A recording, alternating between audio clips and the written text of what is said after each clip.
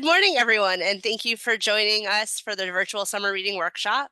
My name is Rachel. My pronouns are she, her, and I am the Youth Services Emerging Technologies Librarian at the Jersey City Free Public Library. I'm also the co-chair for the Summer Reading Committee. And I'll introduce my co-host, and then everyone on the committee is going to go around and introduce ourselves. And we're going to share all of our great ideas for the Color Your World um themes for summer reading, and I hope you guys take away something really useful. I've personally find something every time I see the workshop, so that's just me. Natalie, go ahead. Hi, I'm Natalie. I'm the Youth Service Librarian at Roselle Memorial Library. I'm also the co-chair. And like Rachel said, we hope you take a lot of good ideas because the ladies are going to give you a lot of fantastic ideas. So we hope you enjoy it. I'll pass it on to Sharon. Good morning, everyone. I'm Sharon Rollins, Youth Services Specialist at the State Library. Is everyone going to introduce themselves first? Okay, great. All right. I don't know exactly on the screen who goes next, so whoever just wants to go to introduce yourselves is fine. I could give it to Lisa.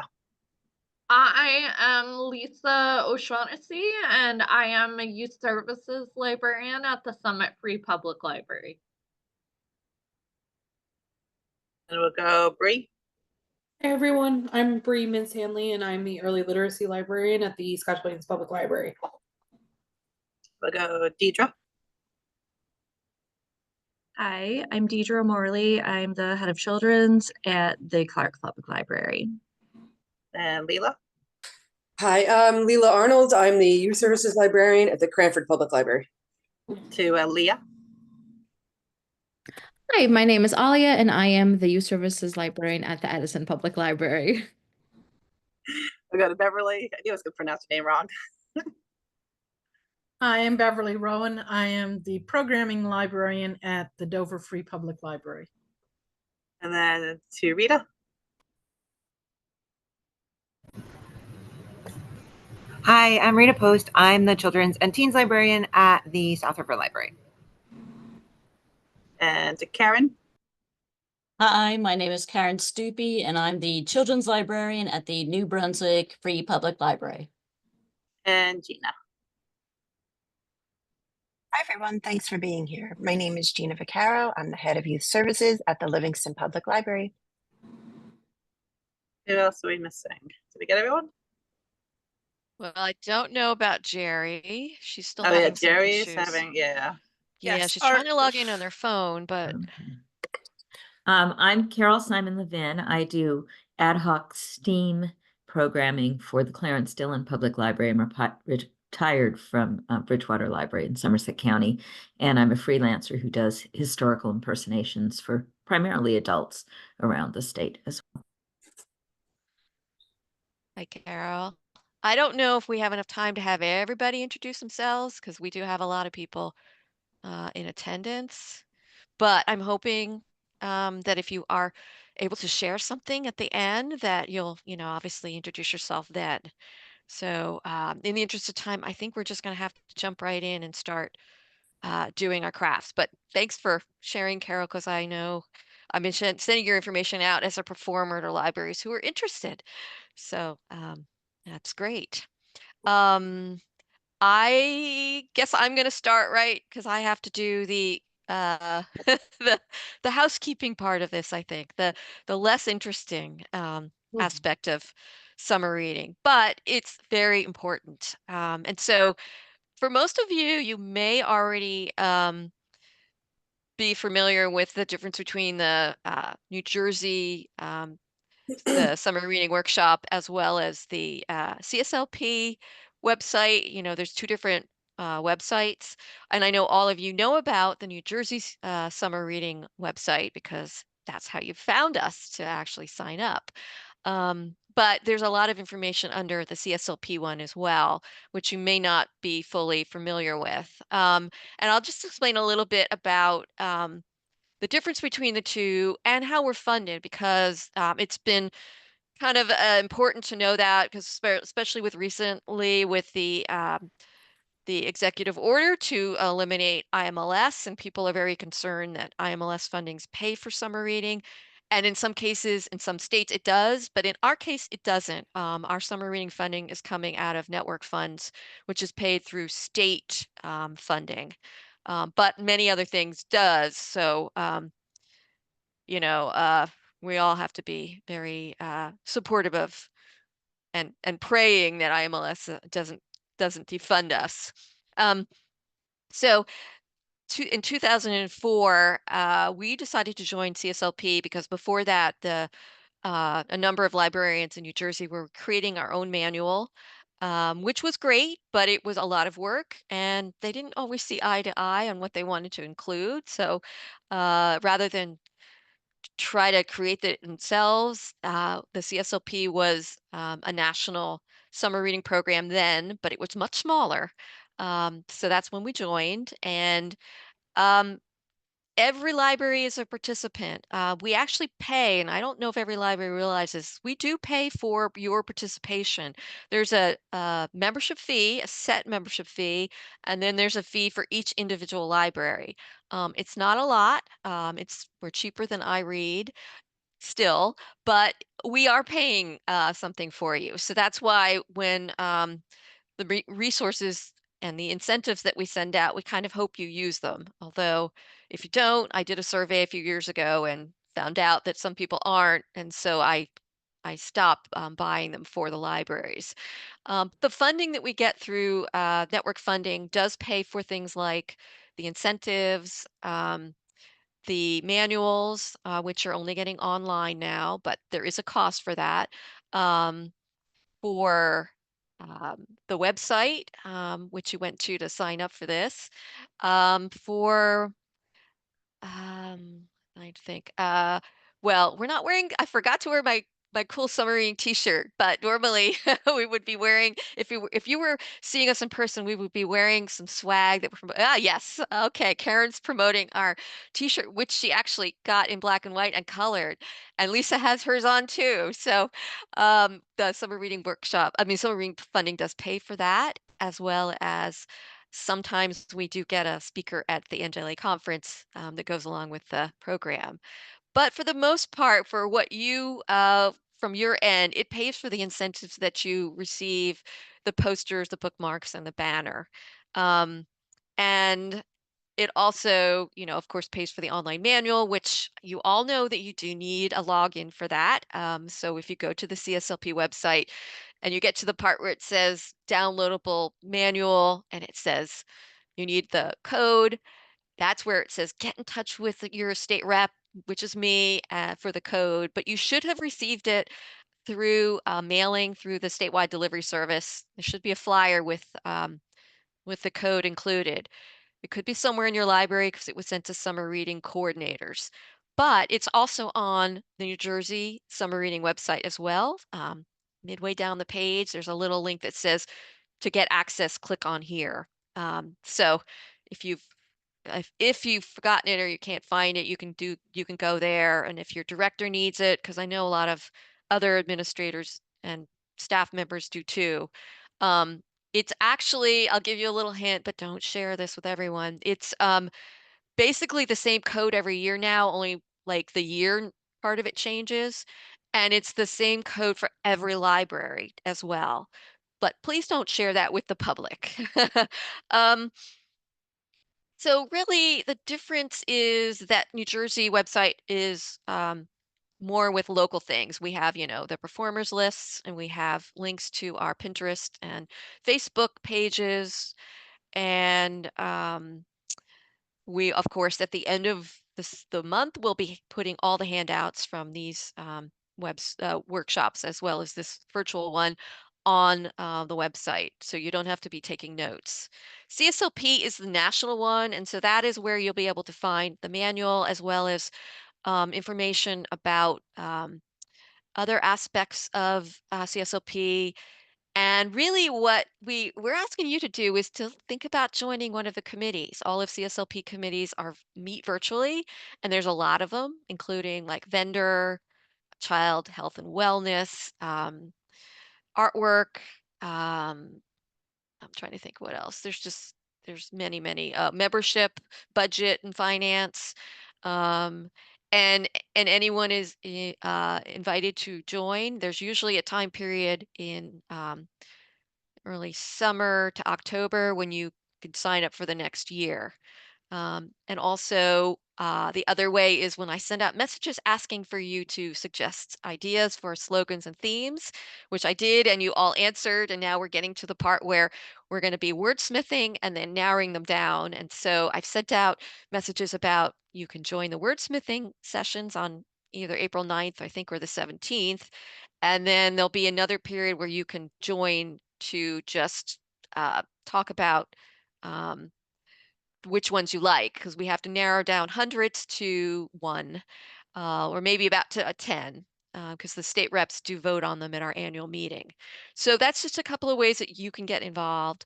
And know one thing about CSLP right now, there's an inclusion committee, and they've done a lot of great webinars.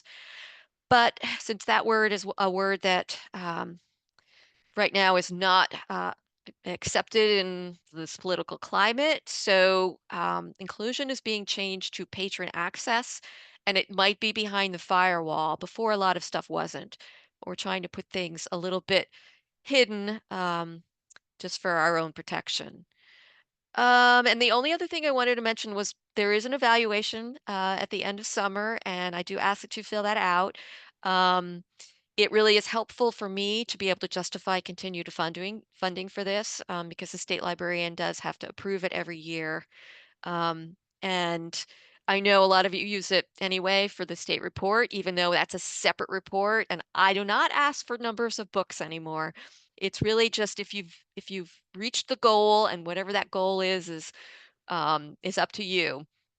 We're not keeping a track of numbers. It's really just because we're trying to go away from reading to learning, and sometimes that's activities that you've done and not necessarily numbers of books. So just keep that in mind. And I think that's it. And I appreciate you all for being here. And now there's going to be some great ideas shared. Thanks.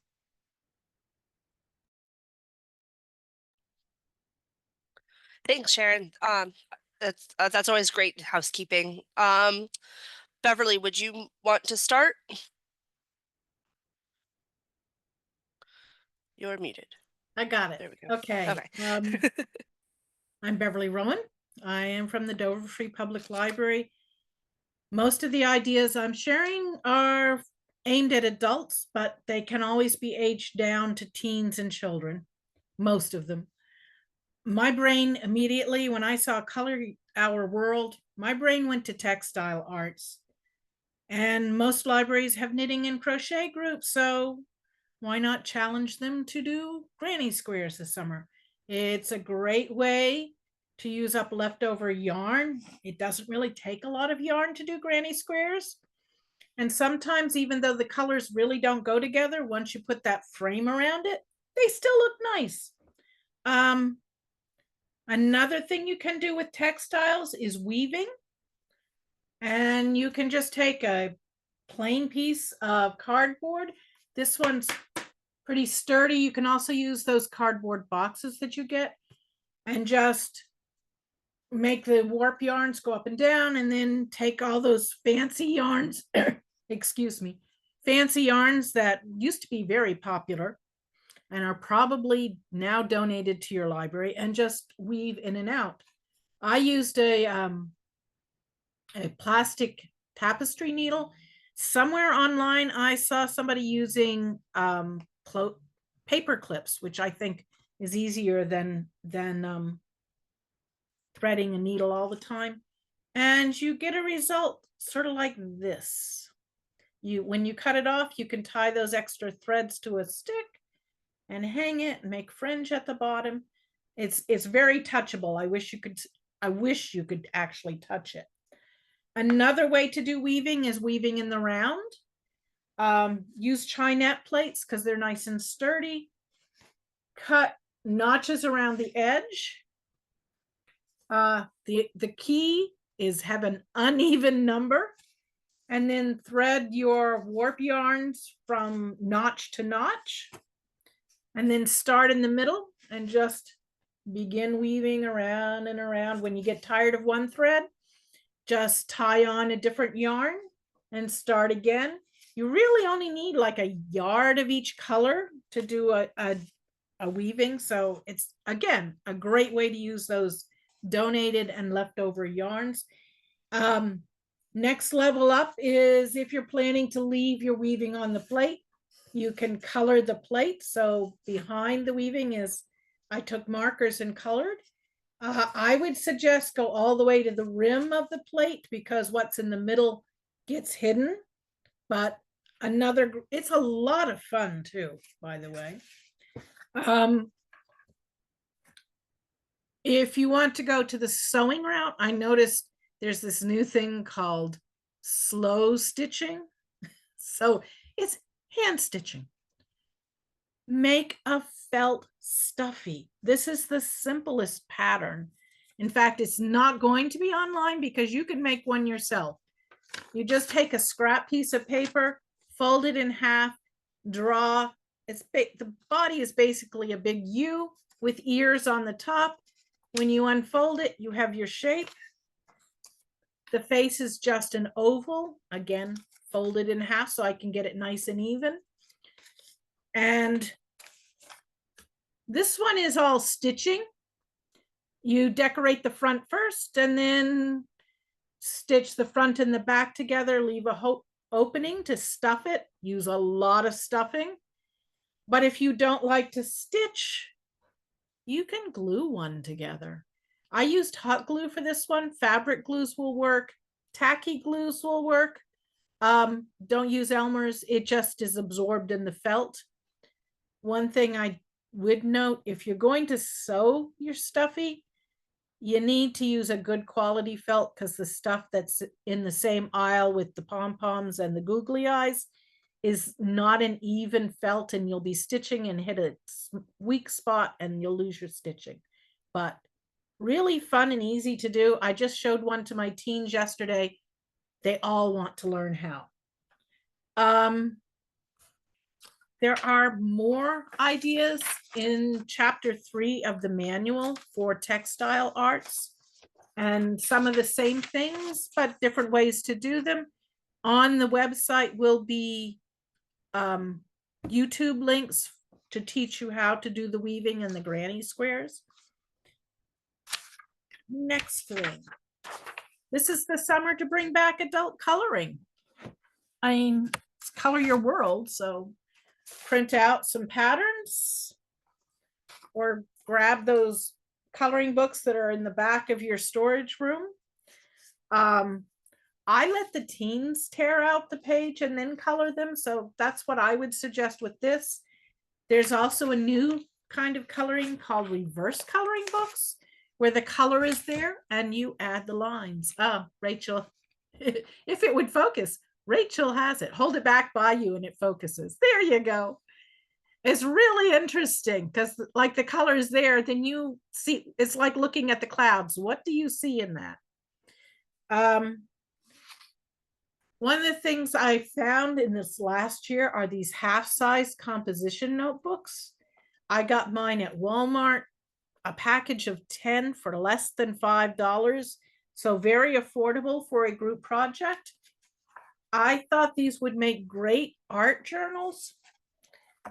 So I took one and decorated the cover, front and back. You can add pockets to the inside if you like, but you can use the pages for collage art,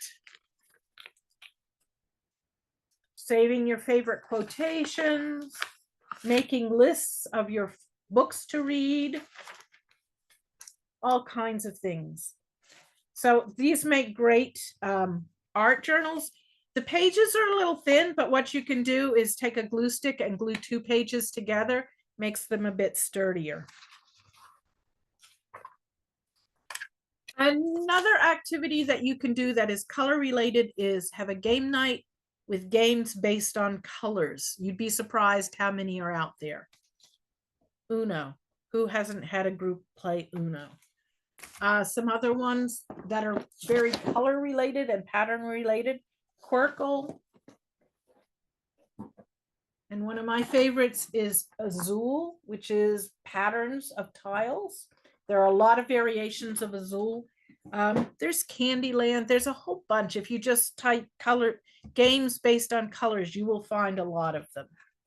And the last thing that I suggested was involving your community by contacting your local quilting group, your photography club, or an art group, and have them display in your library this summer. Have the photography club have a contest and display the winners at the library.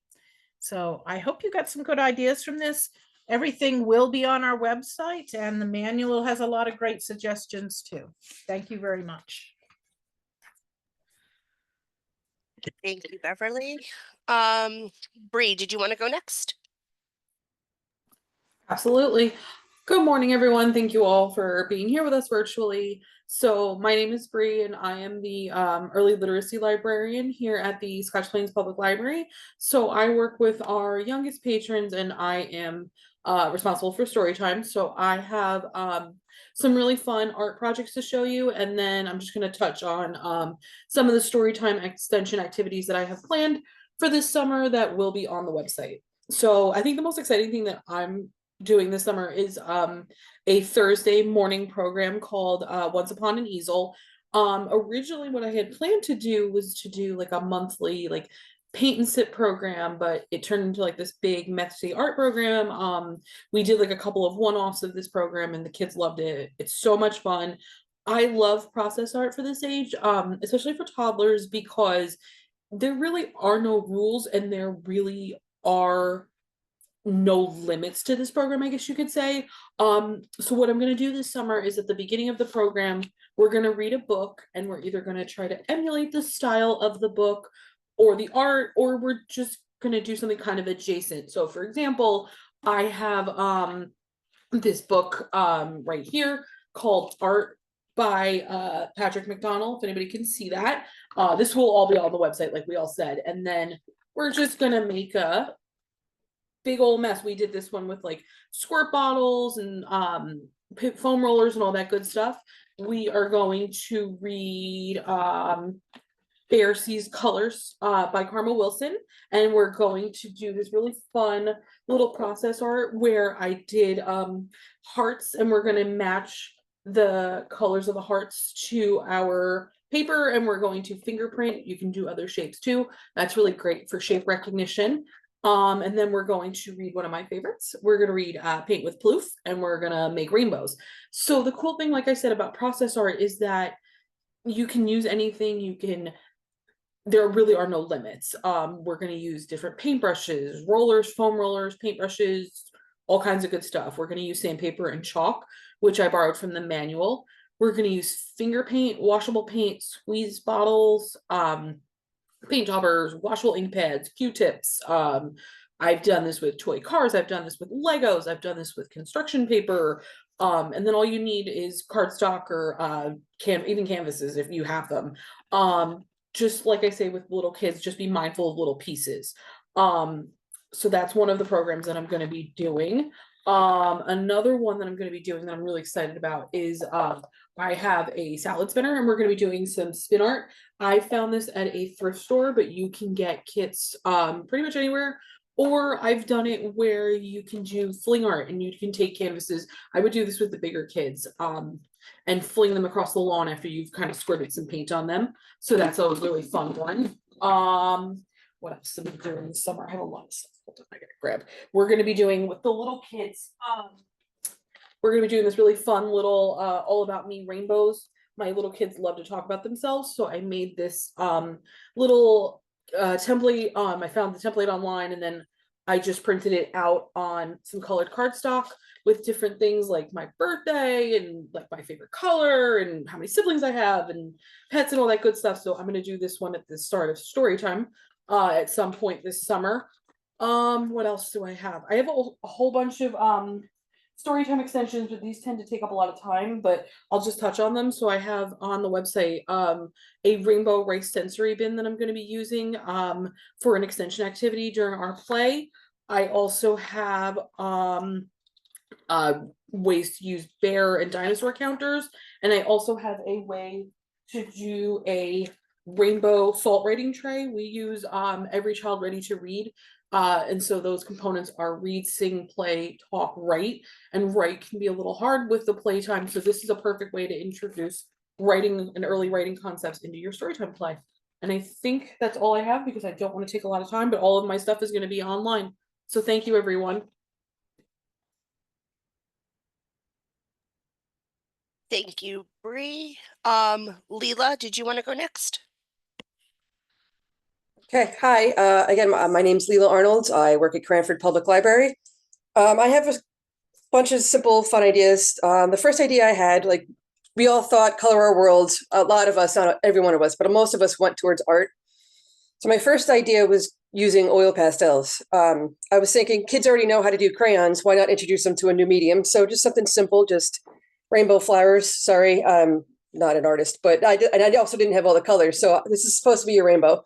It's very simple. You just have them hold the pastels just like a crayon, but then you could introduce them how to blend with their finger or with a paper towel. I thought that'd be fun.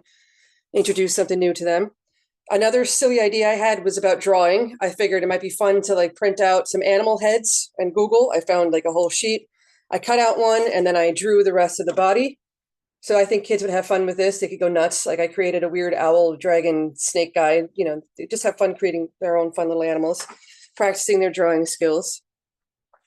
Another fun idea I found, which is in the CSLP manual, which I thought it was going to be really fun, is just ping pong ball night lights. Basically, you just get the acrylic, put it on a paper plate, have them roll around, pre-cut the X, obviously before you give it to them because you don't want them playing with box cutters.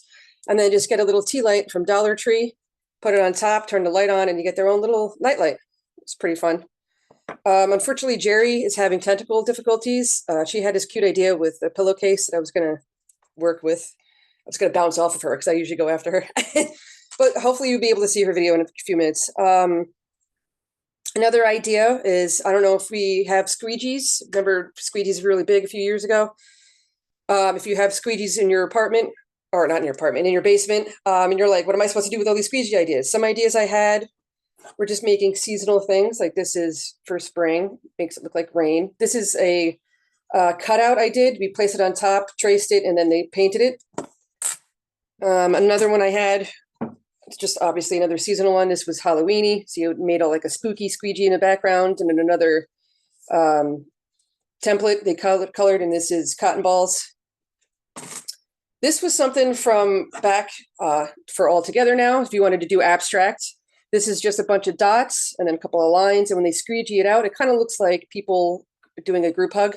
This is, I'm famous. This is actually in the manual. I didn't write the description, but they used my photo. So I feel pretty cool about that. But anyway, you can see there's a lot of fun ideas with that. Another idea I had for Color Your World is doing like natural dyes. A few years ago, we did art in a park with natural stuff. So this is a tea towel we made with flowers. You just hammered it together and see how it kind of dyes it naturally. I didn't really have any reds. I used a lot of yellows and greens, so it came out brown. But you know, if you could find someone who could give you some scrap flowers or something, that'd be pretty fun for the kids to do. Just hammer out a tea towel or a t-shirt, tank top, I don't know, teddy bear t-shirt if you want to do like a sleepover. Go nuts with that. Another idea I had is paper collage. This example is from like an adult class we did, but obviously you can age it down for kids.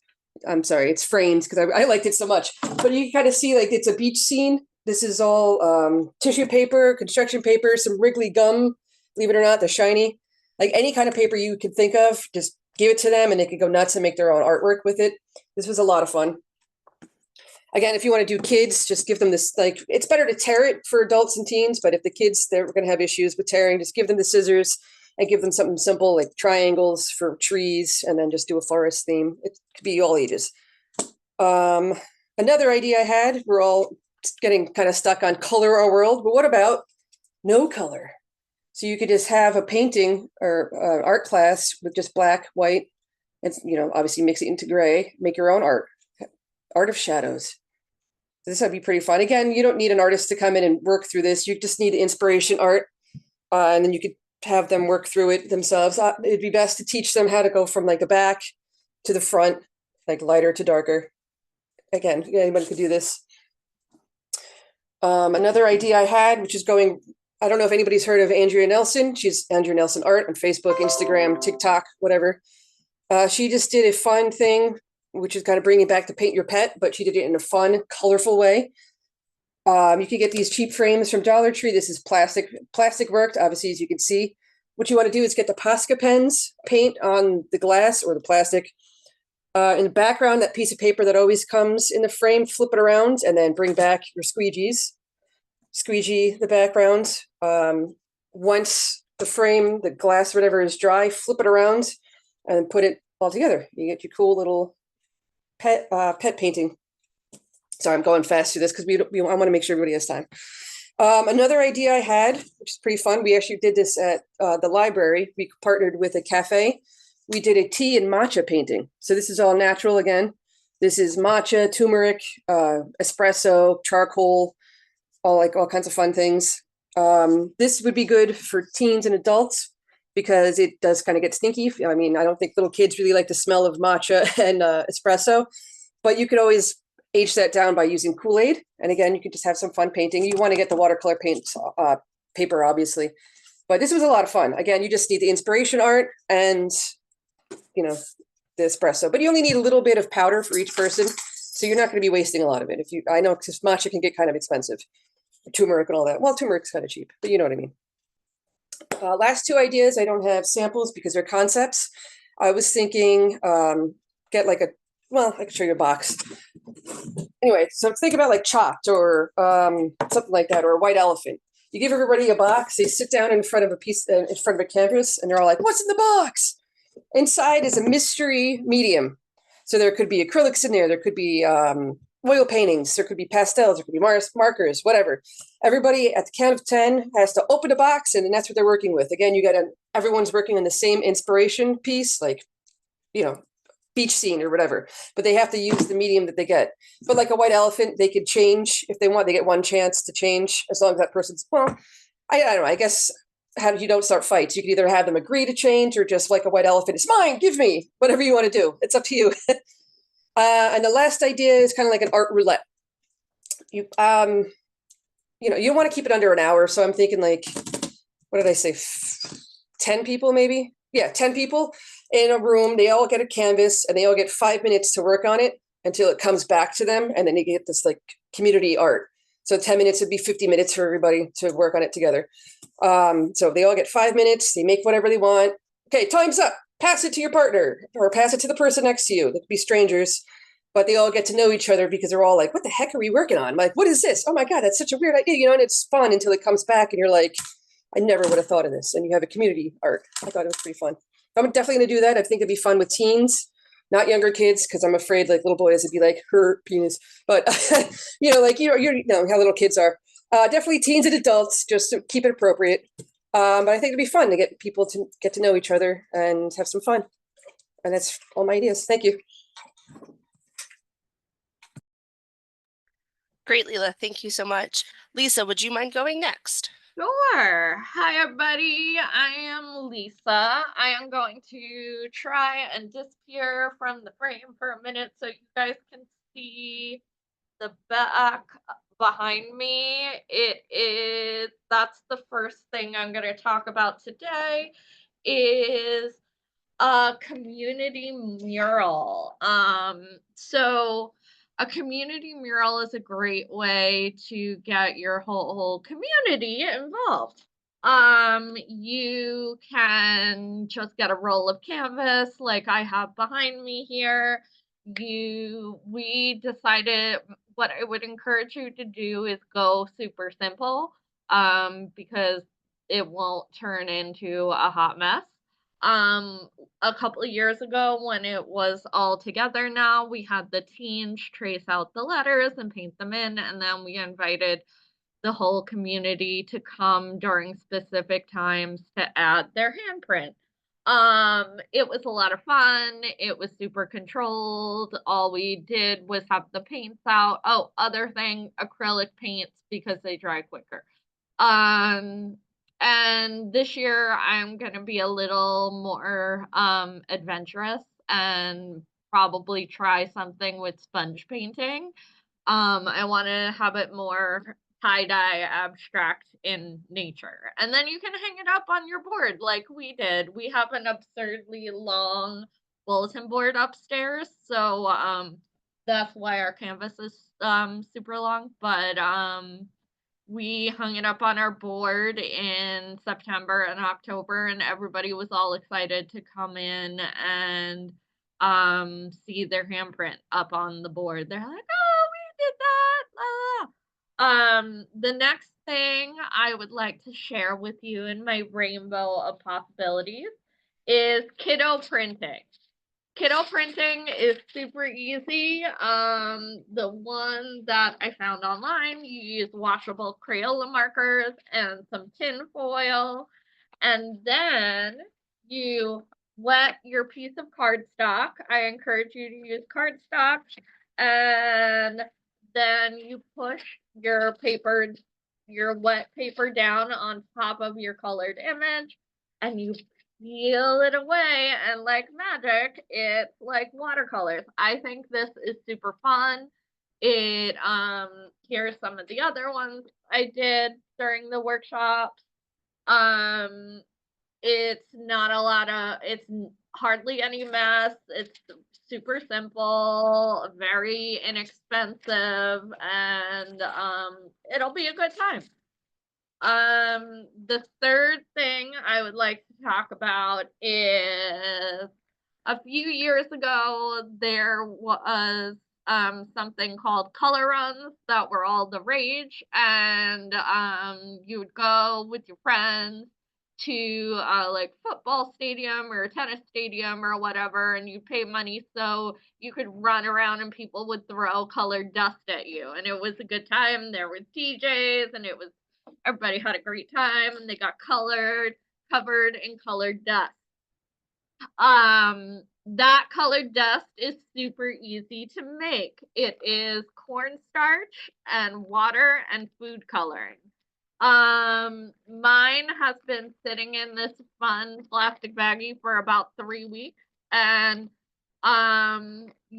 it does take a little while to dry, so it takes about 2 days to dry, I would say. So depending on how much you're making, you could get big tinfoil trays and let it dry in that. And especially since the weather is getting warmer, you can let it dry outside in the sun. The one thing I would caution you on, my great friend Rachel let me know that color run is trademarked, so we can't say color run.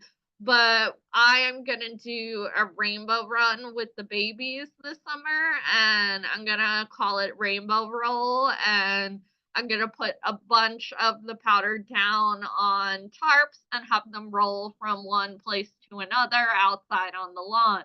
And then I'm gonna have it as part of a whole messy art day where we do all sorts of other fun, messy activities. The last thing that I would so do your rainbow or color dash or whatever you would like to do and have a great time.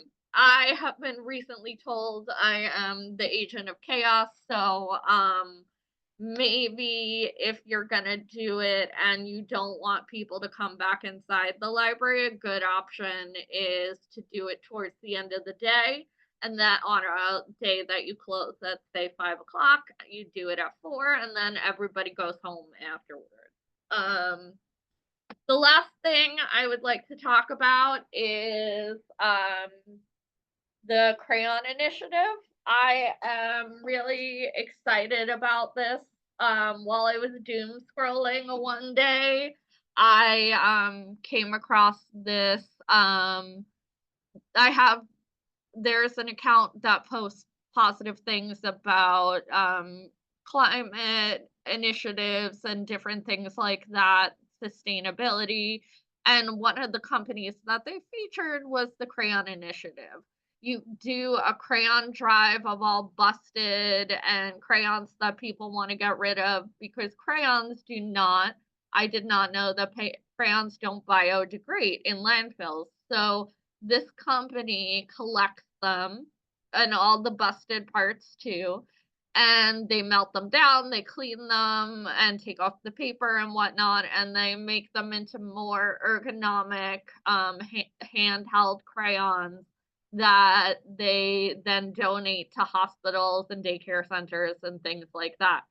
The awesome part is they do give you discounted shipping to send your collected crayons in, but Staples is a drop-off point for the Crayon Initiative as well. So you could collect a whole bunch of crayons and then go to your local Staples and drop them off there.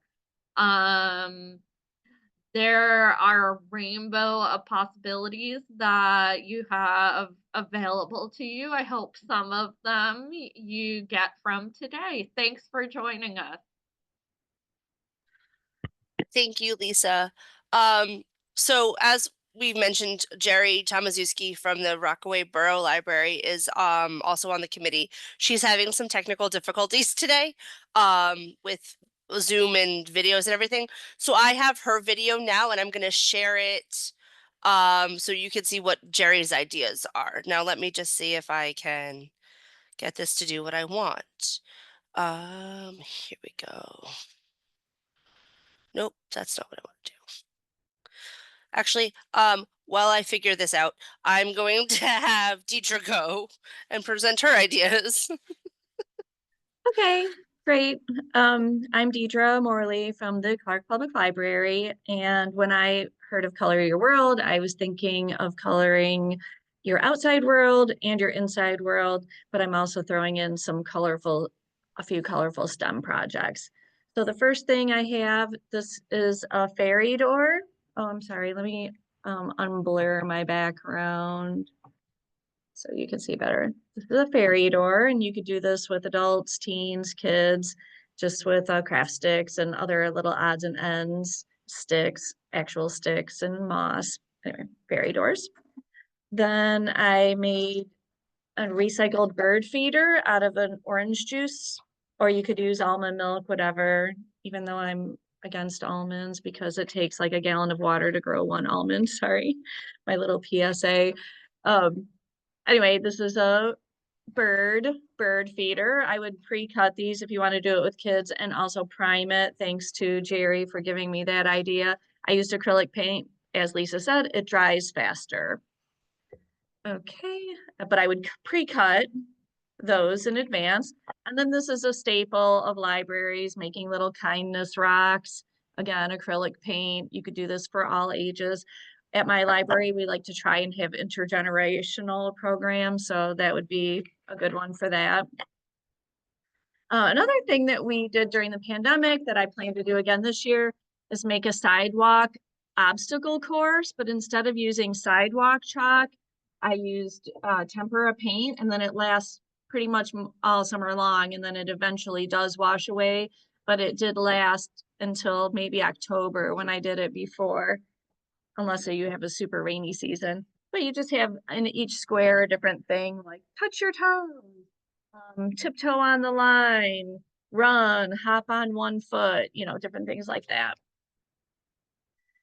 Another thing I wanted to do that involves the outside is have a community color scavenger hunt, and people would submit photos, like say this week is purple, this week is blue. I'm not going to differentiate between indigo and violet. But anyway, I was going to make a giant poster of this board, like camera. I might change the colors because this isn't exactly the colors I want. And then as people turn in their photos, you could add it to, like, if you have a bulletin board, you could do that. Or you could make a rainbow. I would maybe start with purple and start at the bottom of the rainbow and go each color. So people could submit colors. for that. Now for coloring my inside world, I wanted to make things that kids could use to decorate their room. And this is a 3D paper planet. It's just cardstock in bright colors, and there's a white piece, a white circle in the center.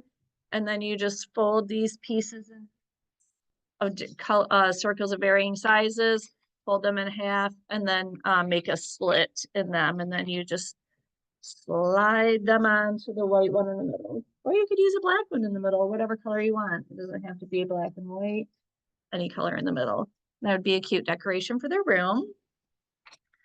And this is another thing I've done many times, is to make sun catchers with contact paper. So little kids could do this.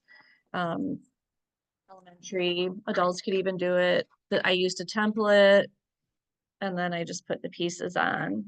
And I do like to use contact paper with the little ones for the sticky sensory portion. Alia is going to talk about one of these things, but I made a little mini melted crayon nightlight with, these are tiny little craft sticks to use a tiny nightlight, and it just like slides over it. You would need to have blow dryers, or Alia has, I think, heat guns. I don't have that. So anyway, that's something that we might do at our library this summer. Another thing to color my inside world is I want to do a series focusing on different artists and create kind of like Breeze. And I plan to do a 4-week session. One of them is Alma Woodsy Thomas, and I used paper and I cut these out and then kids just glued them on. I did this at Valentine's Day for Black History Month. You could use construction paper, cut in various sizes, or this is one I did with paint. And she just used dashes and dots and rectangles, and she made really beautiful designs. So I did that, but I'm doing Jackson Pollock with the, flicking of the paint, and I plan to do Mondrian with lines and rectangles, and then Kandinsky is with some circles. Those are the artists I'm focusing on. So now I'm going to switch over to color full stem. And as I did or plan to do, I did make this, is teach the elementary kids about the brain and what its function is, and then they clay brain. So you could leave this blank and fill in the parts and teach them, what the parts control of their body. And then if it's smaller kids, younger, they don't have to roll it out. I rolled mine in strips and then like weaved it to look more like a brain. But you could also use Play-Doh and just squish it. This was with clay. The next thing I have is making a geodesic dome. This would be for older kids or teens. This is with straws and pipe cleaners. And it looks very complicated, but it's really not that bad. It's just this middle section is a pentagon. If you can see the pentagon, you make 6 pentagons and then weave them together in a certain order, and then add the braces at the bottom. You could also make a sphere. I've done this with a group using newspaper rolled up in masking tape, and we made a big giant one that they could actually go into. So that's something you could do with older kids. This is something I have done with teens before. It's called a kaleidocycle, and it's basically just paper printed on cardstock. You just print this out and cut it out. I colored this. They color it in and cut it out and fold it in certain ways, and then you glue it together at the end, and then it's almost like a fidget toy. You spin it, and it's you can create your own designs. There's tons of pre-printed ones that you can print and color. So that one is it's a little complicated with the folding, so I like to do it with older kids or teens. And my last thing is making electric Play-Doh. So Play-Doh with its salt can be a conductor, and you can make the Play-Doh, because otherwise this would be very quick. But you basically make your own Play-Doh, and then if you you use these battery packs like this, and then you put it in the Play-Doh, and then you put the little LED lights on it, and then it will light up.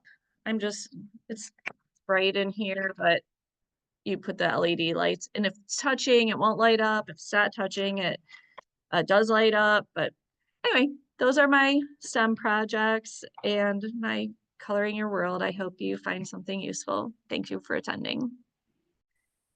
Thank you, Deidre. Okay, now I'm going to try the video one more time. Sorry about my technical difficulties with the technical difficulties. And let's see if this works. Can you all see the video? You all see Jerry's face? Okay. Yes, we can. Okay, thank you. I was like, everyone disappeared. Give me one. Okay. I'm Jerry Tomaszewski. I'm the Senior Library Assistant at the Rockaway Borough Public Library.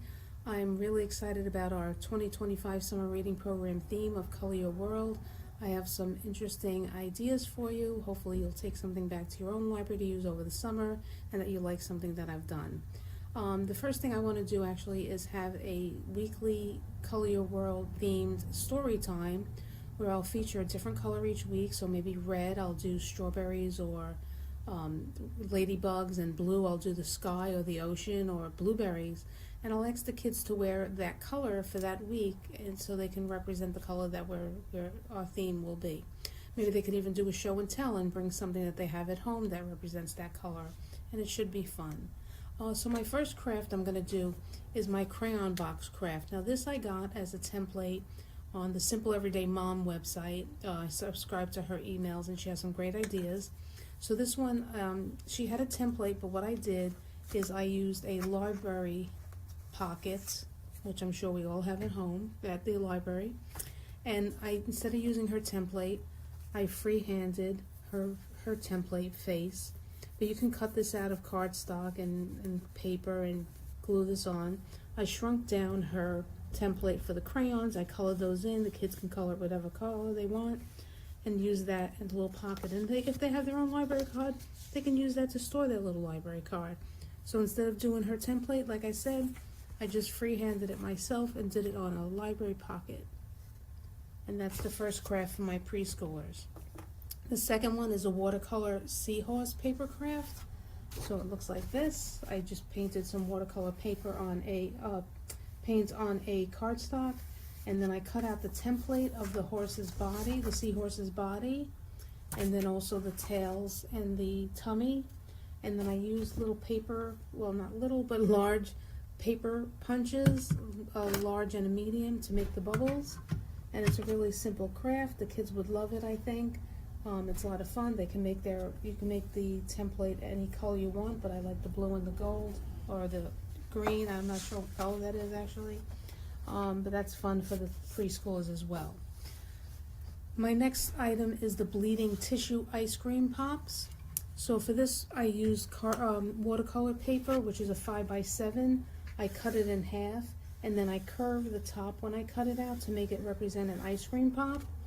And then this I used was regular tissue paper, but they do sell a high pigmented tissue paper that bleeds a little better. So what you're going to do is you're going to dampen your paper with some water, and then you're going to put your strips of paper whichever way you want, spray it again and let it sit for 5 minutes, and when you peel them off, you're going to get a really cool design on your watercolor paper like this. And then you can glue a popsicle stick on the bottom and it looks like an ice cream pop. And that's a fun craft as well for the little kids. My next one is the paint blotch monsters, which is being a lot of fun. So you're going to get a black piece of cardstock, or any color actually, and put a couple of dollops of paint on it. And then you get the cosmetic cotton rounds and put them on top, and then get a little rubber mallet and whack it, and then it splatters. And then when it dries, they can put little googly eyes on it and you get paint blotch monsters. That's a lot of fun to do, and I'm sure the kids will love doing a whack. You can get something else. This is just a little light mallet that they can use. Okay, so for my middle schoolers, I have my book page watercolor hearts. So I took a book from the book sale room and I cut out hearts, and then I glued them on a piece of cardstock, and with watercolor paints, just painted the hearts different colors, and then I used the paintbrush to splatter some paint on top to make it a little speckled, if you can see that. And then it really makes a really cool piece of art. You don't have to do hearts. I like the hearts, but you can do any shape you want. And it's really cool, and you're recycling a book that you have that you're trying to get rid of anyway. My next idea is for spiral color spinners. So I downloaded the template. There's a variety of designs, and you're going to cut out boxes of cereal or macaroni and glue it on there, and you color them in. So I did a multicolored design here, and then I did 2 colors here. You put yarn in between so it goes through evenly, and when they spin it, the colors blend together in a really cool design. And it looks like it's one color. Let's see this one again. So it's a pretty cool thing for the middle schoolers if they like to do that. My next is shaving cream marbling. This is simple to do. It gets a little messy. If you can see, I do have food color on my hands. But what I did was, you get a tray. I use plastic or styrofoam just to recycle them. Fill it with shaving cream. Get some drops of food coloring and swirl it around with a popsicle stick or a straw. And then you'll get your piece of cardstock or watercolor paper, and you push it in, push it down, and pull it up, and then you get a piece of cardboard and scrape off the excess shaving cream, and then you get a really cool design. And you can reuse the colors again or add some more colors to it. You can get several out of one tray of shaving cream. And then I thought, since we're doing Color Your World, wouldn't it be cool to do circles and make it look like the world?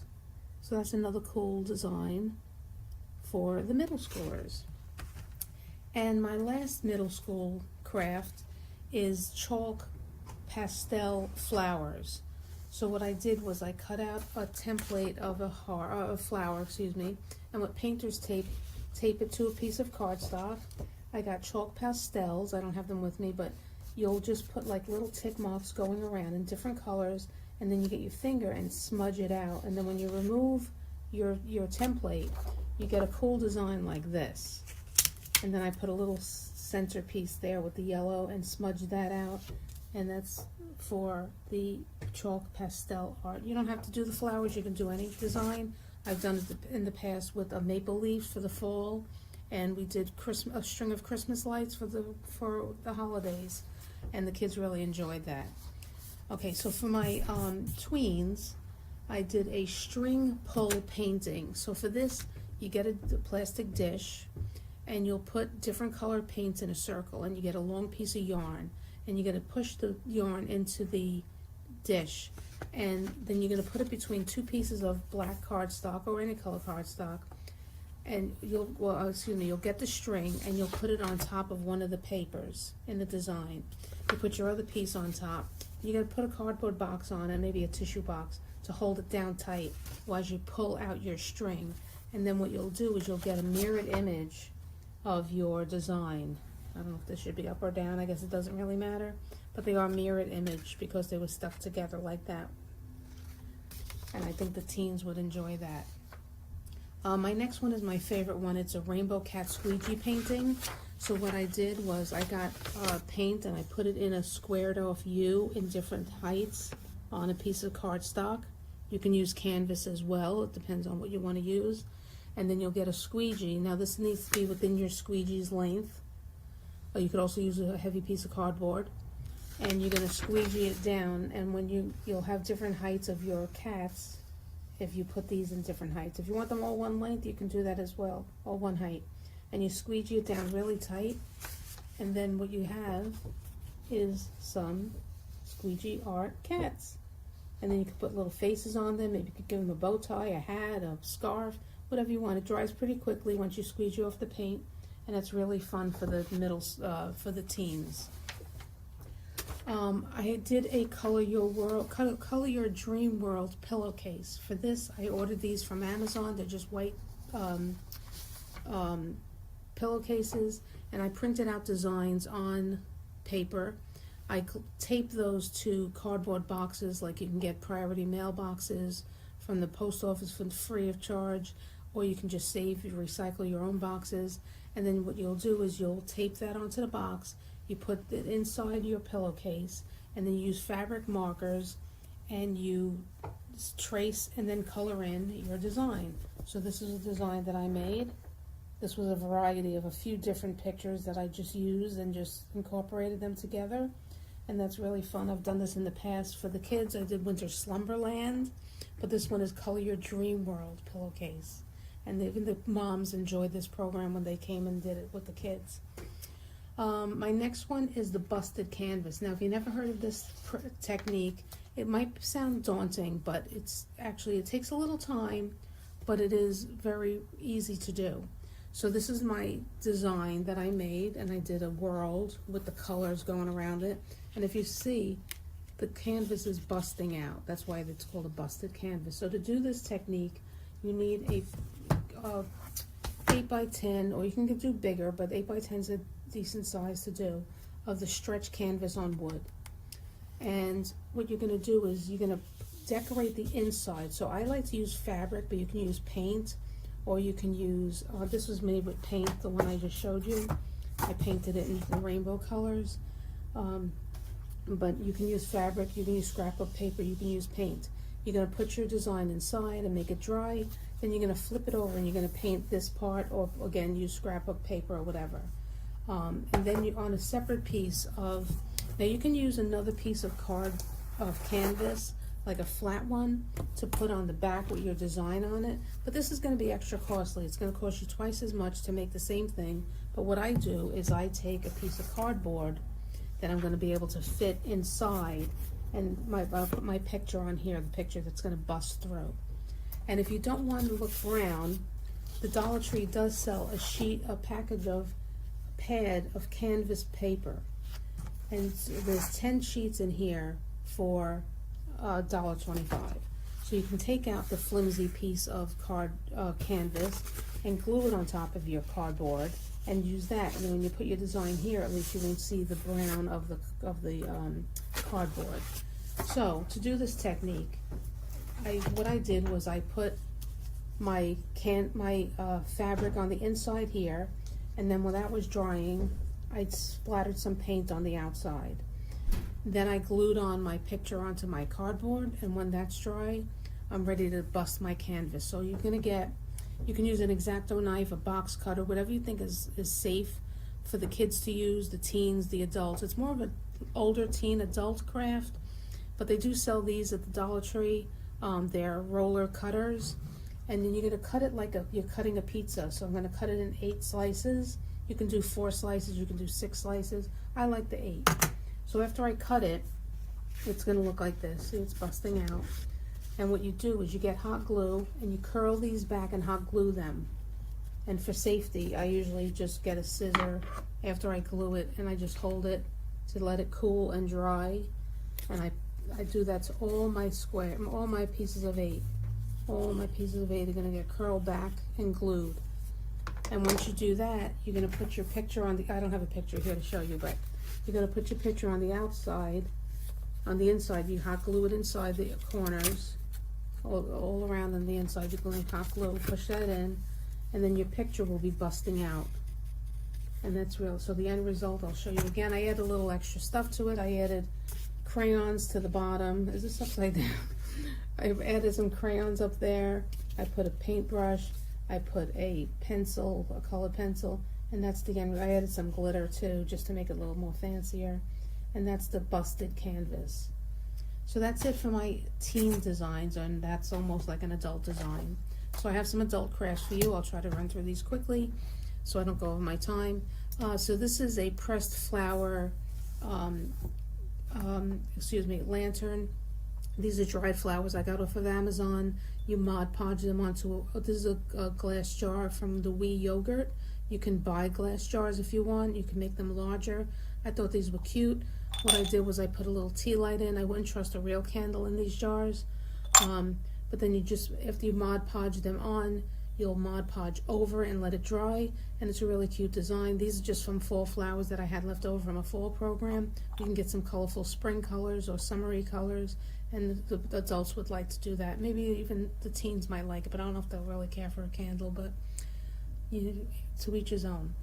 My next idea is to do a DIY painted citrus rope coaster. This I use the nautical rope they sell in the Dollar Tree, but you could also get a clothesline. It'll be a little thinner and might get more out of it. But this, you just hot glue it in a circular motion. So you get all the way around and you hot glued it. Now you can make a template and paint this on with the template. If you have a Cricut, you can make templates. I just freehanded this and I just painted it to make it look like a lime. I'm going to do this 1 month, and the following month I'm going to do matching mason jar fruit glasses. So here I made my matching lime glass. Use glass paint made for glass, acrylic paint made for glass, but then you can also paint over it to make sure that it's dishwasher safe. I probably wouldn't use it in the dishwasher, I'd still hand wash it, but Mod Podge makes a dishwasher safe paint sealant that you can put on top. So I have my rope coaster 1 week or 1 month, and then the following month or week I'll do my mason jar glasses. And my final item is garden mushroom toadstool. This is made with terracotta pots in different sizes, where I painted the bottom in white, and then I got the saucer and put it upside down on top as the top of the mushroom. And then I found these dabbers, or they call them spouncers as well if you get them at Michael's, but they're cheaper obviously at the dollar store. Dip it in the paint, you make your little circles on it, seal it with an outdoor waterproof sealant if you're going to put them outdoors. They're really cute to make. You can make a variety of sizes. You can add a little friend on top, like I put my little gnome on this one. It's a little smaller than this guy. You can get maybe a frog, a fairy, whatever you like.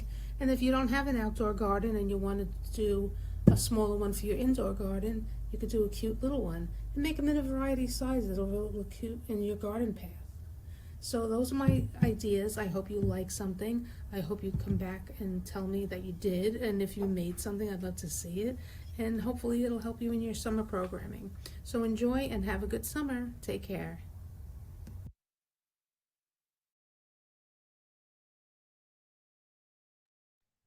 Okay, I hope that everything was able to understand the video, and I just realized my microphone wasn't on. And I'm glad I was able to figure out how it worked. Our next presenter will be Karen Stupi. Hello. So I am going to share my screen for my first two activities, just for a quick time-lapse video. So this first one, it's called Grow a Rainbow. So I'll just play the video. So you just need a paper towel, washable markers, and 2 cups of water, and then you could see the colors are using capillary action to form a rainbow at the top. Oh, I should have mentioned that I'm doing all STEM activities, and I'm calling them rainbow reactions. All right, so that's my first one. And then the other one, or the other video, I should say. Let me just get to it real quick.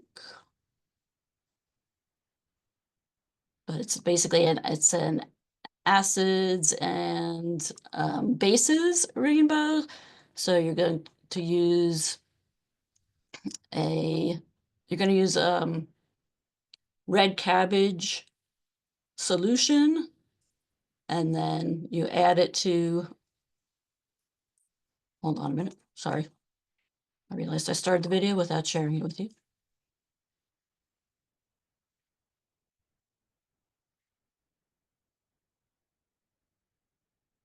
Okay, here we go. So yeah, you're going to add the red cabbage solution to various other liquids, and then depending on how much of an acid or base each solution is, it changes a different color. So the bleach, you can't tell too much, or the salt water, they both kind of turn a yellow. But the baking soda turns blue, the vinegar pink, the water purple. If you use milk of magnesia, it turns a nice green color. Okay, so that's my acids and bases rainbow. And then next I made a rainbow crystal. So I made a rainbow out of pipe cleaners and then put it in a borax solution. And then after one day, it crystallized into this nice little crystal rainbow. Then I have, I made like a density rainbow for today's demonstration. I just have two colors. I don't know if you could see, but there's like two levels of different color water there. So, but I have done it with like 5 different colors of water. And basically I put different amounts of salt in 4 of the colors, 1 color, no salt. And so, you know, you layer the water with the most dense on the bottom, that with the most salt, until you get to the one without salt. So it's pretty cool seeing the layered water. And next, I was thinking of doing a solar science program. And so these, they look like white pony beads, but they're actually UV beads. So they turn color when they're exposed to the sun. They might turn, some of them turn purple, some pink, some yellow, some orange. But there is the Stanford Solar Center. If you look them up online, they have an entire UV bead activity. So your participants could predict whether or not your beads are going to turn color and how dark are they going to turn depending on different situations, such as behind sunglasses, under a baseball cap, so a bunch of different things that they could predict. And then, of course, you could test them out by going outside. And you could also combine this by borrowing the state library's solar science kit, which includes sun spotters and a solar telescope and sunoculars. So it can be a whole solar science program. And the last one, it's kind of more of a STEAM activity, but it's you make your own kaleidoscope. So it's just a cardboard tube, a bendy straw. This is a white cardstock where I put all different patterns on, but you could also add glittery stuff, stickers, whatever you want. And then inside, I used like mirror cardstock and I cut it into 3 strips and made it into a triangle so that fits right in the tube. And so then when you spin your design, it's like a little kaleidoscope. And those are my ideas. Thank you for listening. Thank you, Karen. Those are great. Where's my notebook? There we go. Alia, would you mind presenting yours next? Okay. Hi, I'm Ollie. I'm from the Edison Public Library. So my summer always starts with decorations. So this year we're doing rainbow jellyfish. Super simple. You just need paper plates and a bunch of streamers, ribbons, like loose paper. It's meant to be an upcycling project. So anything that you haven't used in a long time can be used to make your very beautiful, very long jellyfish that you can hang from your ceiling, because I love hanging things from my ceiling. If you don't like paint, since I used paint to decorate the tops and to paint these little circles, you can use these streamers and cut them into squares or tissue squares, and you can make the same thing using that. And then these are also long. And I paired them with 2 colors each so that when you line them up, it kind of looked like a rainbow lined up. So that's my decoration for my children's department. For the teens, we're doing spilled paint cans. So it's just a paper plate, paper cup, painted black with a I don't know if anybody can actually see it because the lighting is so bad in here. Okay. With a paper clip, and the streamers again are taped to the bottom of the cup. And then when you hang it like this from your ceiling, it looks like a spilled paint can. And it's really fun, really cute. so once my decorating is over, for our kickoff, we'll be doing reading buddies. It's something I've done every year for the last couple of years, started at my last library. So this year we're doing rainbow gnomes in a dome that you can take home to read alone. It's a mouthful, but it's really cute. So to make them, you just need yarn, scraps of yarn. If you're like me, you've got buckets and buckets of them in your library. And what you're going to do is you're going to pick 2 to 3 colors. You're going to make them pretty long. You're going to cut them pretty long, and then you're going to take your hand and wrap them around your hand until you get something like this and it looks like a puff ball. Then you'll cut off the ends of the puff ball, and then it'll just be one giant puff ball. And then you'll take cardstock and you'll cut out little triangles or squares or however you want your gnome hats to look. And you can optionally take these little like button felt things and you can glue them onto your gnome. And then you can buy these little domes at the dollar store. This one's glass, but they also sell plastic ones. I would recommend that. And then instead of moss, even though that's what I'm using here, it smells god awful. So just use like paper that you have that's just around your library and just shred it, and that can be your moss. And then we'll be doing it as a Build-A-Bear kind of thing where they'll name their gnome and they'll get an adoption certificate, and then they can take it home and read to it, and then they bring it to story time and they bring it to a library. It's just like a fun little cute thing that they can use while they're doing their summer reading. So that's over, and now it's programming time. So our first thing is a cute little rainbow bird feeder. Super easy to make. I use the jumbo popsicle sticks because they just use a little bit more space. But you get the colored ones. You can paint them yourself if you wanted to, but just if you get them pre-colored, it's a lot easier. And what you'll do is you'll just put them on the table like this in a line and then secure them like that with 2, and that's your bottom.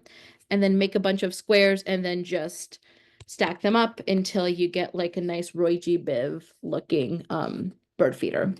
So that's fun. And then you can just talk about all the birds native to New Jersey. Something else that we're doing is lanterns. So this is my children's version of it. It's just a mason jar. You can use like recycled yogurt bottles, and you're taking tissue squares and you're kind of lining the inside with the tissue squares and the Elmer's liquid glue. You can only use the liquid glue because you'll take the paint and paint the inside of it and then add it, and then you'll put in a little light, and then you've got a nice little night light that they can use with their gnome in a dome. If you're looking for an adult or teen version of it, mine broke. So, like it was shown previously, I have this one. I pre-hot glued this. So this one looks like this. I don't know why this one turned out ugly and this one turned out cute. I really couldn't tell you. But that's how it is. And it's just a nice little like fun teen program. I just pre-did it all, and then all they have to do is just do the melting of the crayons with heat guns. I didn't use hair dryer, just heat guns. Another fun thing that we'll be doing this summer is an art club for the 8 to 10 weeks that we're doing a summer reading. So what I'm gonna have them do for the first one is make clay paint palettes. So it's really fun. It's a great way to like get their creative juices flowing. And it's just Crayola air dry clay. It takes a day for it to get really, really hard. This is really hard to clean. So once the paint is on here, you can't really wipe it off because once the water hits this, it's not really air dry anymore. So instead, if you're looking for something to clean every week, you can do recycled cardboard, and you can make paint palettes out of that, and you can make them out of water jug caps that I use, and I just tape them because when you tape them, you can just take them off, clean them, put them back on, and it's good for next week. So that's really easy and really fun. I will also be doing a colored like a color rainbow story time. And for the first one, we're going to be reading The Color Monsters, and then as our craft, we'll be making really fun rainbow color monsters. This is one that a patron had previously made for me. So this is really, really cute. And what you do is you just take coffee filters. I've got a bunch of them. They're very cheap to get in bulk. You color however you like. I did like this ombre effect. You put all the water around it with a spray gun, not spray gun. And then you'll get it to seep through. I put I layered 2 to 3 of the coffee filters on top so that they kind of seep through and it's not going onto your tablecloth or your tables. And then you've got the rainbow effect on both sides. And then you've got a very nice, very ugly looking color monster. And the kids go ballistic over it, so that's nice too. And I think that that's really all that I have. So I hope you all have a wonderful summer. Thank you, Alia. I always love when you rhyme with the gnome and the dome and the that you're gonna take home. I think it's just so cute. Um, Rita, would you mind going next? I just muted myself. Hi, I'm Rita. So when I heard this theme, the first thing that I thought about was rainbows and unicorns. I really love this theme. I'm so excited about it. So I'm going to share some of my ideas with you. The first one is for younger kids.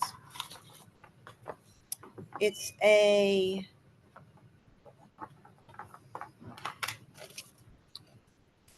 dancing unicorn.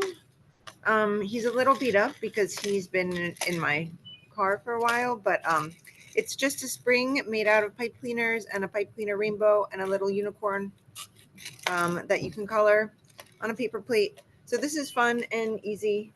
Hi.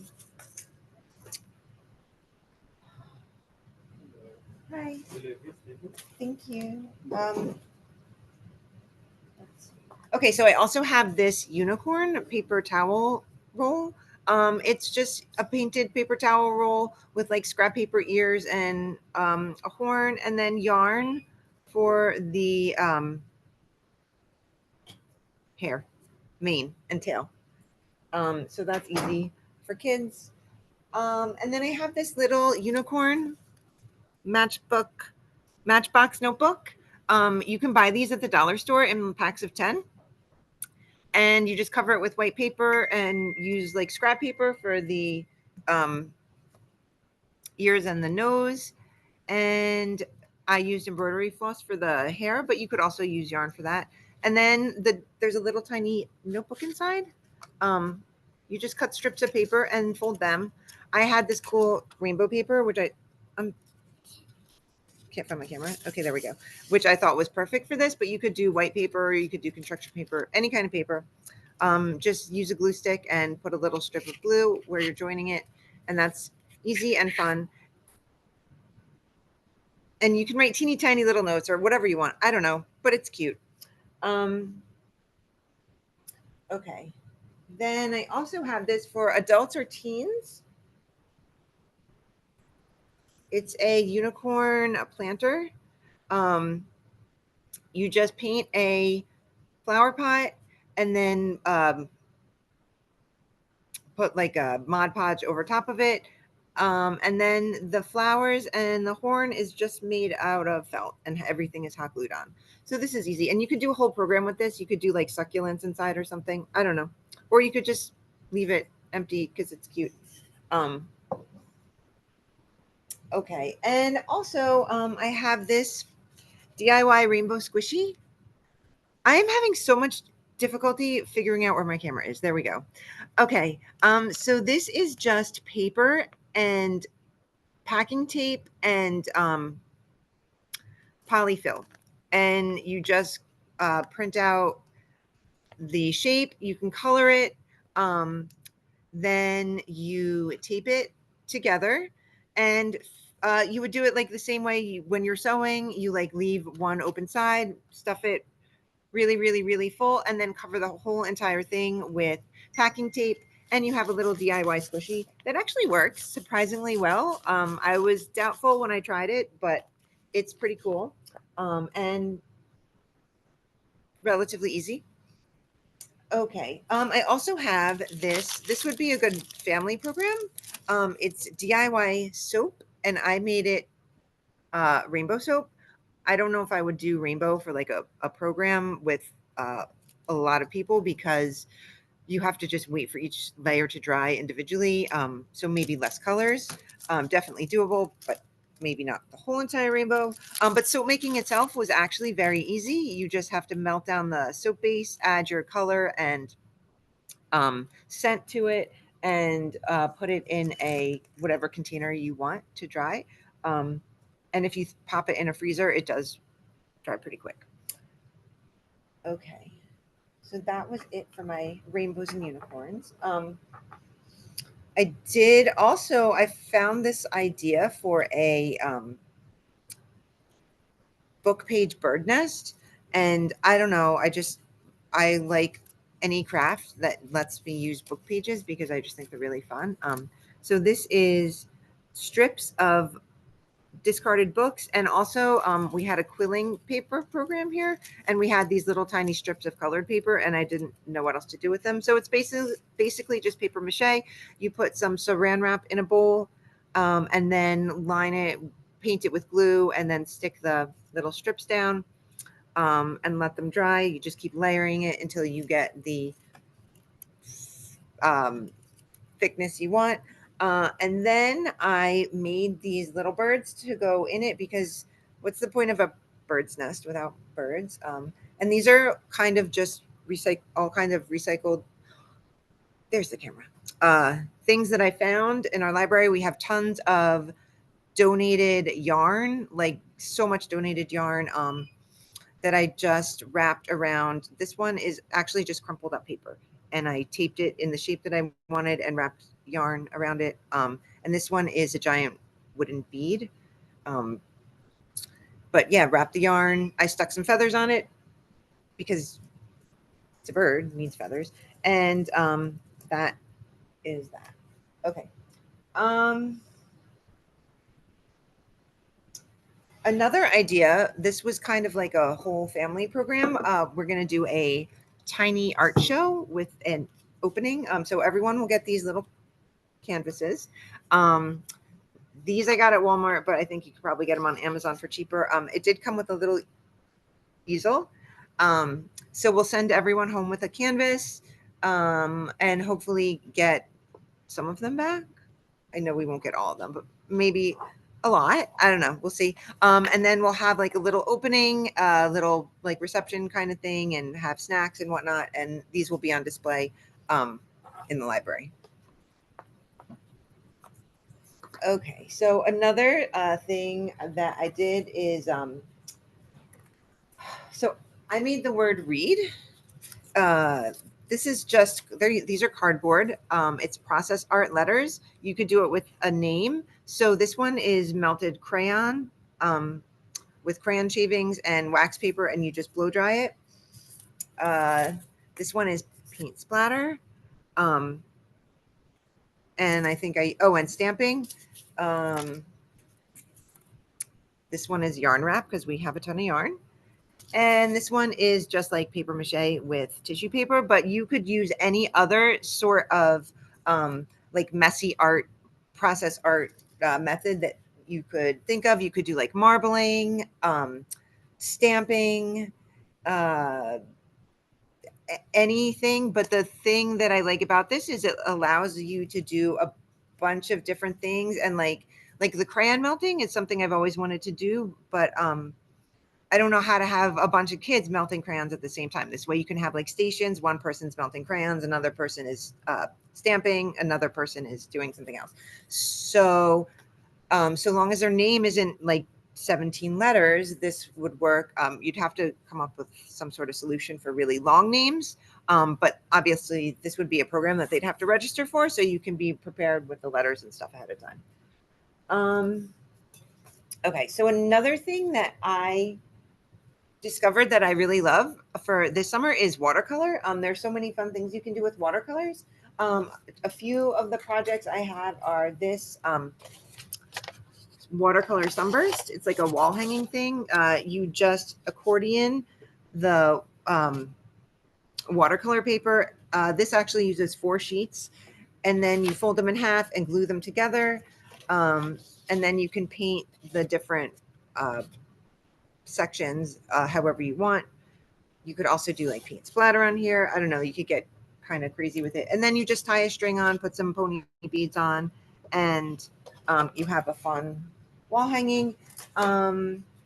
This is just a watercolor starburst. So you find the center of your paper and you use a ruler to draw lines, trace a circle in the center, and then just paint the different sections. You could also use other medium with this. Like I said, I like watercolor, but you could use pastel oils, you could use pastels, you could use crayons, markers, whatever. Just a fun project.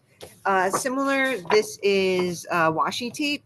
You just cover your page with washi tape in whatever kind of pattern you want, paint the different sections, and then pull the tape off, which is fun because it's instant gratification. The watercolors dry really fast. You can untape it pretty much as soon as you're done with it. And then one last thing I have is these, is a STEM project. These are light up coffee filter flowers. So it's just a clothespin, and then you have the copper wire like wrapped around the clothespin. Each one end of the wire is on each end. And then you have a little, you take your watch battery and let's hope this works. Make sure it's in the touching the wire, and it actually worked on the first time this time. So yay. And then when you're done, you just take the battery out and you can keep it in your little vase. These little mini solo cup shot glasses they have at the dollar store. I've seen them other places too. But anyway, that is that. Thank you for listening. Happy summer reading. Thank you, Rita. And finally, Gina Vaccaro. Thanks, Rachel. And thanks everybody for being here. Hi, my name is Gina Vaccaro. I am the head of youth services at the Livingston Public Library. So one of the things we like to do in Livingston is go visit the schools and get everybody all excited about what we have planned for summer. And we perform a skit and we adapt the skit around the theme of summer. So this year, Color Our World.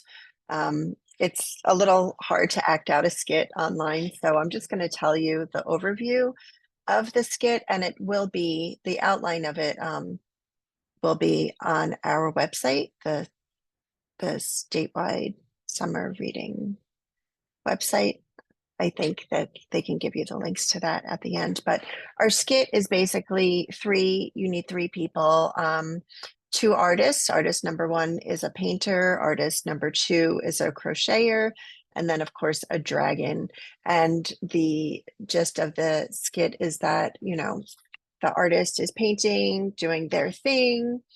And then the crocheter is crocheting, doing their thing. And their supplies go missing. And the dragon has stolen the supplies because the dragon wants to make something but doesn't know where to start.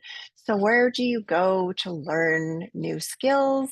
The library. And what else is at the library? Oh my gosh, summer learning program. So the kids really respond to it well.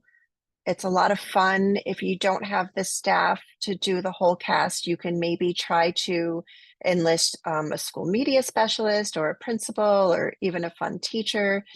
They like to play along too. We've done it all the ways. Even there's been some years we've even written parts for the kids into the skit where they so again, the outline will be up on the website. Feel free to change whatever works for you to make it your own.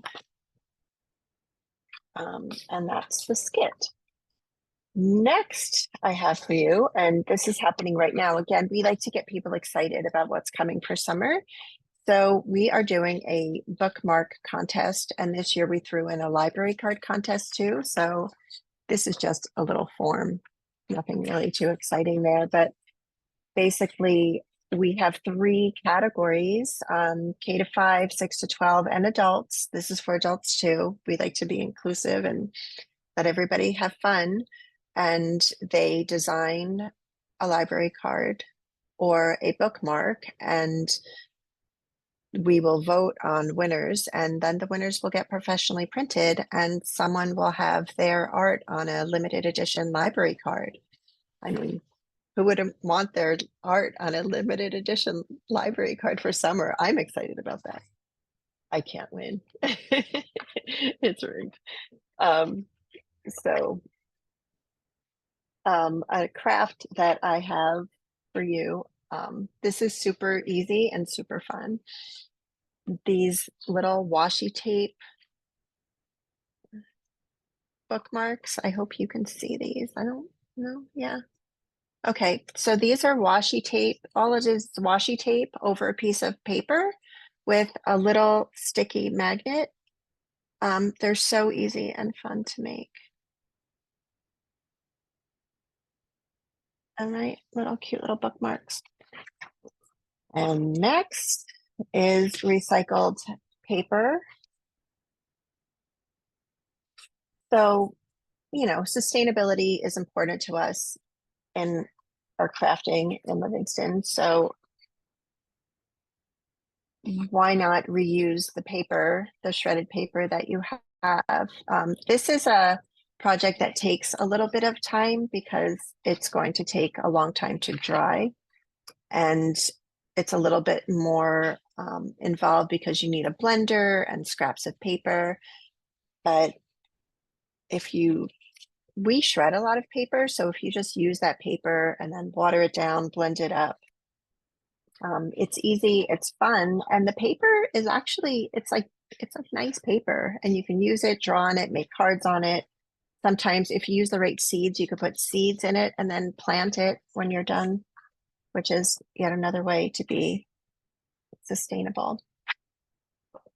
Something that we're doing this year is something called Eat the Rainbow, because food. In the past, we used to have a dietitian from our local ShopRite come, but I don't think they do that anymore. So we reached out to a hospital that is local and partnered with their dietitian, and she's going to come and share ways where you can sort of gamify eating the rainbow. We're putting stickers on a little chart as you like eat an apple. So you put a little sticker on the red, or if you eat a banana, you put a sticker on the yellow. And it's just another fun way to keep people engaged. And, you know, we're doing it for families, so that could be for adults too, not just kids. This is another project that can be for kids, teens, or adults, but they're mini art journals. I also don't know where the camera is, so I hope you could see these. But this is watercolor paper cut down. This is just one page of 9x12 watercolor paper cut down, folded into the different signatures, and glued together with a bookbinding glue, which has a little bend to it. For the covers, this cover is recycled cardboard from a, I think it was like a cracker box or a cereal box. And this cover it's just a thank you card someone gave me, and I thought it was really pretty, so I put it on here. And I'm planning on doing this in the beginning of summer so that they can take their mini journals with them on their adventures, and you know, and paint or color or draw in them as they go on their summer adventures. And the last thing I want to talk to you about, I just dropped it. No. Okay. Sorry.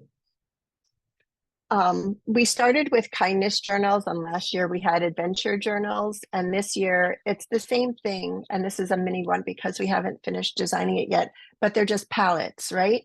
So the way we plan our summer learning is around all these activities. So again, we started with kindness activities. There was self-kindness, family and friend kindness, community, and world. And so we've just sort of taken those same kindness activities, and instead of those labels, we're just doing different colors, right? So yellow is the art of you. Wait, I should go in WordGBIF. So the red is like writing, storytelling, and performing arts category.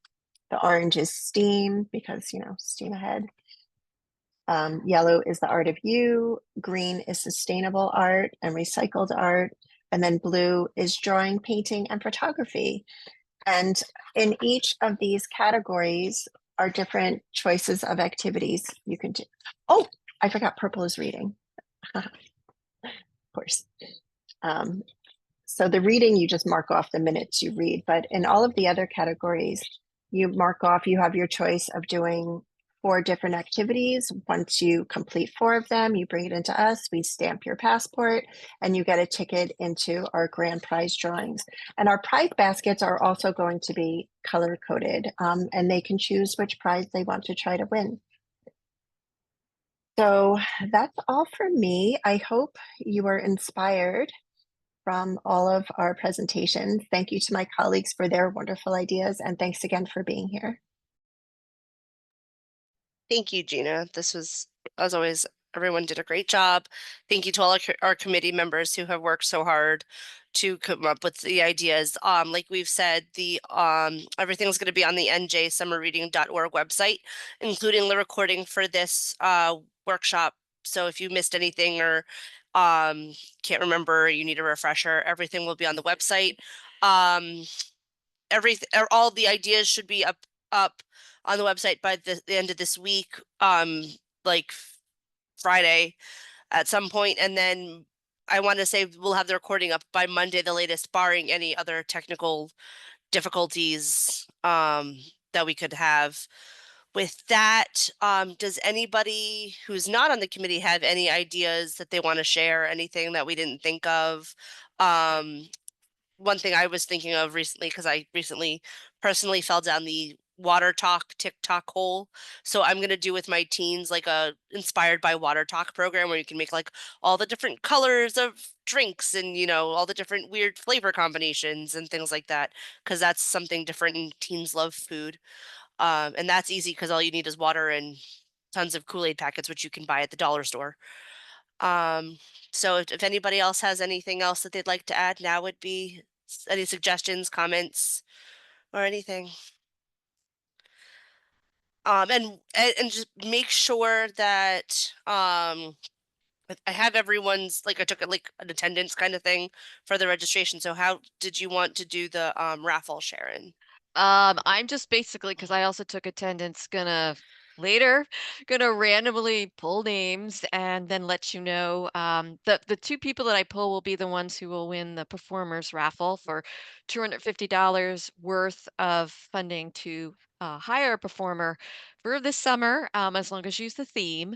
And I will send you the guidelines because you need to do all of um, the invoice or the contract and actually have the performer and then send me the proof that you did it afterwards, and then we'll send you a check to your library at the end of summer. So that's how we'll work it. But yeah, if anyone has any additional things you want to add, you can unmute yourselves or you can put it in the chat. We'd love to hear some additional ideas if you're thinking about it. And thanks to those of you who thanked us.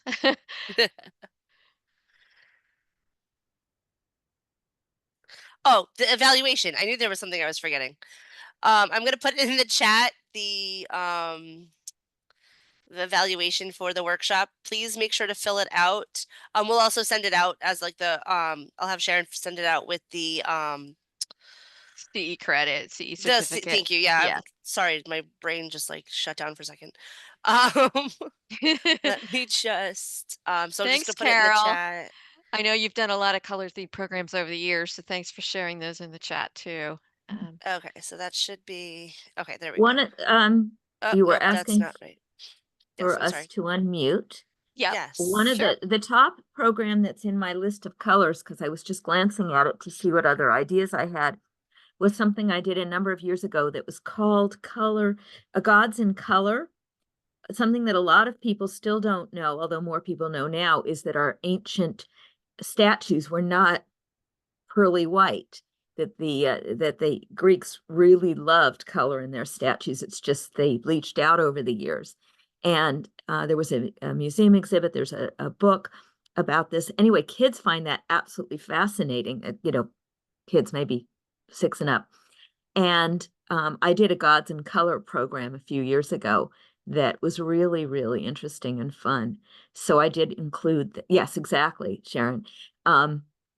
So anyway, the plans for that I just included right there now too. Uh, I always like it when I do something that literally changes people's brains. And I think that's one of them that, oh, wow, something we always assumed isn't that way. Yeah, that's so true because there are books on what some of the statues and things look like, and they're just beautiful. It's just over time they've faded or people have chipped away at the color over the years. So thanks. And this time of year, I know it's not summer, but I tend to try to do a lot of things with natural colors. I've tried to dye Easter eggs every year with natural colors. And sometimes it works and sometimes it doesn't, but it's just kind of fun to experiment to see what natural things that you pull up out of the yard will color certain colors. Yeah, and putting when they were making paper and such, finding blossoms and things from the yard is so pretty. I think they may have talked about that. That's really natural. And then you can make that paper and cut it into bookmarks. If you put flower blossoms, it's very it makes a very nice gift. I've also seen people use seeds that way, and then they actually just plant the bookmarks. I was just thinking about that because that is probably going to be something, fingers crossed, that it will be in the manual for CSLP in the future because we're talking a lot more about sustainable incentives and things that, will last and there will be something tangible that you don't break or don't have to throw out. So yeah, I love the seed bookmarks too.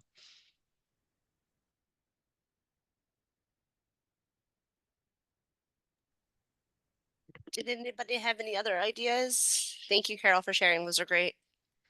Great ideas.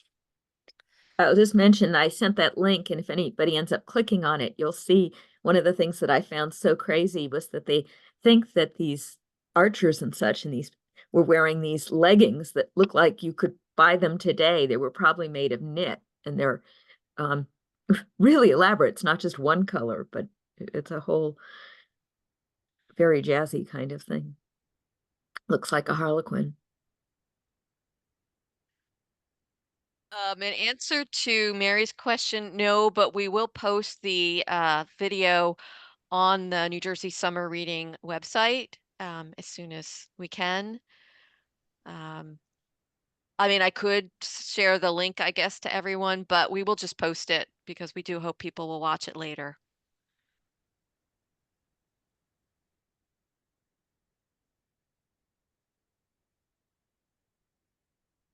If Does nobody else, anybody remember?